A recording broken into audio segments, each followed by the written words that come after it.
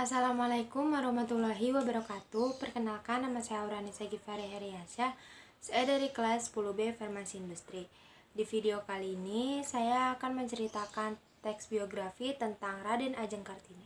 Raden Ajeng Kartini atau yang lebih dikenal dengan sebutan Ibu Kartini, dia merupakan keturunan dari keluarga yang terpandang dan lahir pada tanggal 21 April 1879. Satu hal yang diwariskan oleh keluarganya adalah pendidikan.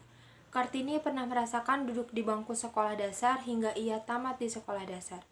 Karakternya yang haus akan ilmu pengetahuan membuatnya untuk terus melanjutkan ke jenjang pendidikan yang lebih tinggi. Namun, ayahnya tidak mengizinkan kepada Kartini untuk dapat melanjutkan pendidikannya. Mengetahui sikap ayahnya, Kartini merasa sedih, namun dia tidak bisa mengubah keputusan ayahnya. Kartini tidak boleh lagi keluar rumah sampai waktunya dia menikah atau istilahnya dipingit. Untuk menghilangkan rasa jenuhnya itu, Kartini menghabiskan waktunya untuk membaca buku ilmu pengetahuan yang ia miliki. Hobinya suka membaca ini menjadi rutinitas harian Kartini.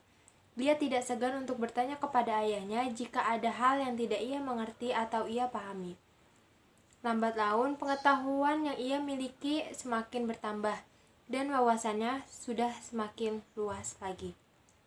Banyak karya dan pemikiran wanita Eropa yang ia kaguminya.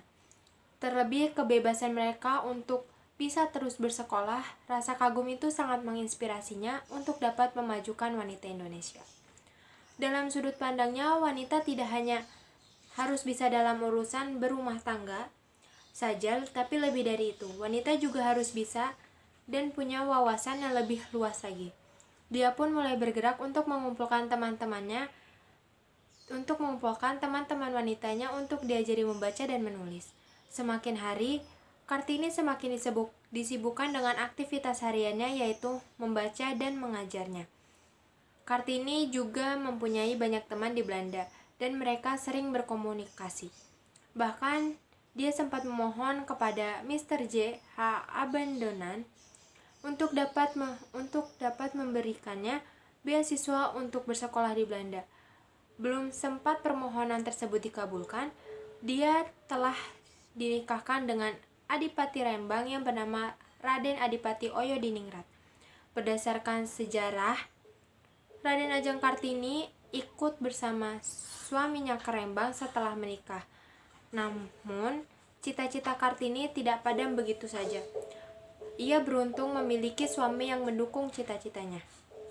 Berkat kegigihan serta dukungan dari suaminya, Kartini mampu membangun sekolah wanita di berbagai daerah seperti Surabaya, Semarang, Yogyakarta, Madiun, Malang, Cirebon, dan daerah lainnya.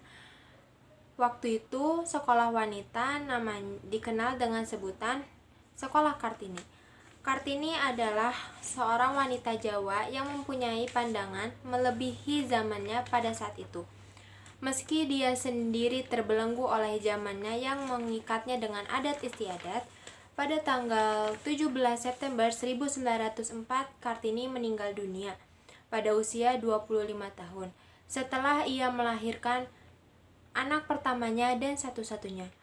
Dia adalah salah satu wanita yang menjadi populer emansipasi wanita di tanah Jawa. Surat-surat korespondensinya dengan teman-temannya di Belanda kemudian dibukukan oleh Abandonan dengan judul Door Duistemis Tot Licht, atau yang biasa kita kenal dengan Habis Gelap Terbitlah Terang.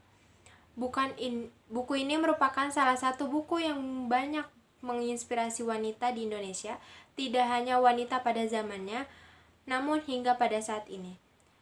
Sesuai dengan Kepres nomor 108 tahun 1964, Kartini resmi diberi gelar menjadi seorang pahlawan nasional oleh pemerintah Indonesia. Kepres ini juga menjadikan tanggal 21 April sebagai Hari Ibu kita, Hari Kartini. Namanya kini diabadikan sebagai nama jalanan di daerah di Indonesia.